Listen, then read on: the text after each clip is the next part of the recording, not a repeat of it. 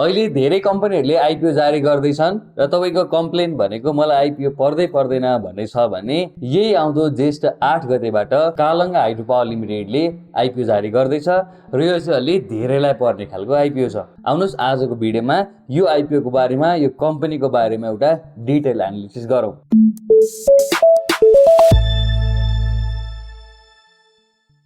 कालङ्गा hydro power लिमिटेडले यही आउँदो ज्येष्ठ 8 गतेदेखि ज्येष्ठ 13 गतेसम्म सर्वसाधारणको लागि आइपिओ जारी गर्दैछ। यो कम्पनीले आफ्नो इस्युड क्यापिटल 1 अर्ब 40 करोडको चाहिँ 35% हुन आउने 49 लाख किता चाहिँ सर्वसाधारणमा आइपिओ जारी गर्दैछ, जसको 10% आयोजना प्रभावित बासिन्दाहरूको लागि बाँडफाँड भइसकेर वैदेशिक स्वरोजगारमा हुने नेपालीको लागि 10%, म्युचुअल फन्डको लागि 5% र कम्पनीको इम्प्लोइको लागि 3% छुट्याएर बचेको 28,70,000 किता भनी अहिले सर्वसाधारणमा निष्कासन हुँदैछ। यसरी हेर्दा सबैलाई 10 किताको दरले डिभाइड गर्ने पनि लगभग 2,87,000 जनालाई चाहिँ आइपिओ पर्ने देखिन्छ। अब थोरै कम्पनीको बारेमा बुझौँ है त। कालङ्गा हाइड्रो पावर लिमिटेड 2064 सालमा प्राइभेट कम्पनीको रूपमा दर्ता भएको थियो भने 2078 सालमा गएर त्यो पब्लिक कम्पनीको रूपमा कन्भर्ट भयो। यो कम्पनीको रजिस्टर्ड अफिस भनेको ललितपुर महानगरपालिकाको वडा नम्बर 3 धोबीघाटमा चाहिँ रहेको छ। यो कालङ्गा हाइड्रो पावर लिमिटेडले एउटा कालङ्गा गाड हाइड्रो पावर प्रोजेक्ट भन्ने सञ्चालन गर्ने गर्छ। त्यो प्रोजेक्ट चाहिँ सुदूरपश्चिम प्रदेशको बझाङ जिल्लामा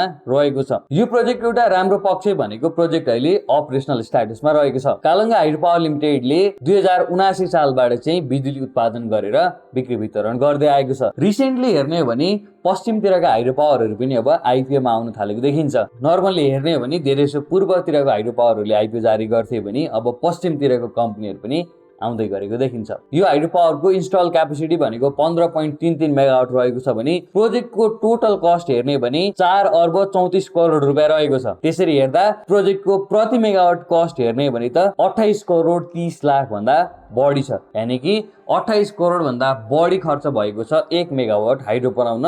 ओभरअलमा 15.33 मेगावाटको हाइड्रो छ। सो यसरी हेर्दा रिसेन्टली आइपिओ आउने कम्पनीहरू मध्ये यो धेरै नै माथि कस्ट चाहिँ छ भनेर बुझ्नु मिल्छ। अब यसरी कस्ट माथि जानुको कारण भनेको चाहिँ एक्सटेन्डेड आरसिओडी हो, यानी कि रिक्वायर कमर्सियल अपरेसन डेट भनेर हामीले भन्छौँ। कम्पनीले खासमा इनिसियली चाहिँ 2076 सालमा चाहिँ बिजुली उत्पादन गर्नुपर्ने भनेर कमर्सियल अपरेसन डेट तोकेको थियो, तर त्यसलाई एक्सटेन्ड गर्दा गर्दा मल्टिपल टाइम एक्सटेन्ड भएर पछि गएर 2079 सालमा मात्रै कम्पनीले बिजुली उत्पादन सुरु गर्यो। त्यसैगरी अब हामीले कम्पनी आइपिओ निष्कासन गरे पछाडिको चाहिँ प्रमोटर र पब्लिक होल्डिङ पनि हेरौँ। कालङ्गा हाइड्रो पावर लिमिटेडले अहिले आफ्नो इस्युड क्यापिटलको 35% सर्वसाधारणमा निष्कासन गर्दैछ भनेपछि 65% होल्डिङ प्रमोटरको हुनेछ। त्यो 35 मा पनि 10% लोकल्सहरूको लागि छ, त्यसमा पनि लक इन भएको छ।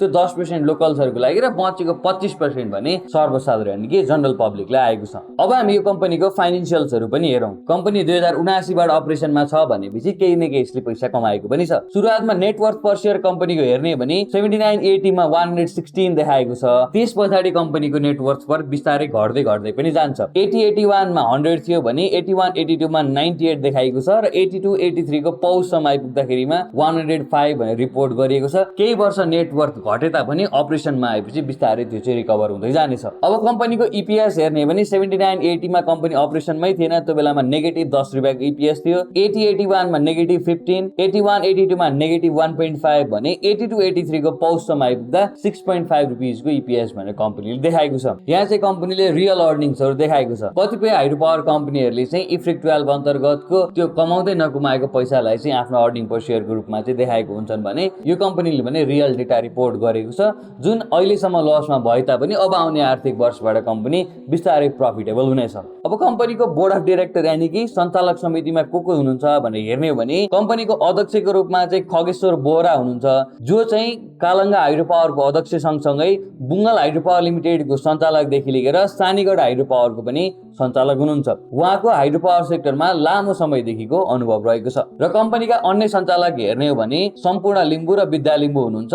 उहाँहरूको चाहिँ एकजनाको चाहिँ यही कम्पनीमा मात्र एक्सपिरियन्स देखिन्छ भने अर्को हाम्रो विद्यालिम्बू चाहिँ काठमाडौँमा रहेको लिटल एन्जल्स स्कुल कलेज हामी भन्छौँ, त्यसको पनि उहाँ सह-संस्थापक चाहिँ हुनुहुन्छ। त्यसै गरी उहाँ चाहिँ लिटल एन्जल्स स्कुल हात्तीवनमा रहेको पनि उहाँ सह-संस्थापक हुनुहुन्छ। यसरी हेर्दा कम्पनीमा हाइड्रो पावर सेक्टरमा राम्रो एक्सपिरियन्स भएको मान्छे पनि हुनुहुन्छ भने अन्य क्षेत्रमा राम्रो गरेर हाइड्रो पावरमा इन्ट्री गर्नुभएको व्यक्तिहरू पनि देखिन्छ। अब कम्पनीको मेजर सेयर होल्डर्सहरू हेरौँ है त। कम्पनीको मेजर सेयर होल्डरको रूपमा चाहिँ शिवशङ्कर हाइड्रो इन्भेस्टमेन्ट लिमिटेड रहेको छ, जोसँग 21,19,000 किता छ, जुन 23% हुँदै जान्छ। अर्को जलञ्जली इन्भेस्टमेन्ट प्राइभेट लिमिटेड भनेको छ, उसँग कम्पनीको 18 लाख किता यानि कि 20% सेयर रहेको छ। वरुण इन्भेस्टमेन्टसँग 10 लाख किता यानि कि कम्पनीको 11% सेयर रहेको छ। साथसाथै कालङ्गागाड ऊर्जा विकास इन्भेस्टमेन्टसँग 5% र शुभलक्ष्मी हाइड्रो इन्भेस्टमेन्टसँग लगभग 2.75% रहेको देखिन्छ। यसरी हेर्दा यो कम्पनीमा इन्डिभिजुअल्स मात्रै होइन, मल्टिपल कम्पनीहरूले इन्भेस्ट गरेर एउटा इन्स्टिट्युसनल होल्डिङ पनि देखिन्छ। अब यसरी हामीले कम्पनीको सम्पूर्ण कुराहरू हेरिसके पछाडि कम्पनीले आइपिओबाट आएको फन्ड्सलाई चाहिँ कहाँ युज गर्ने भनेको छ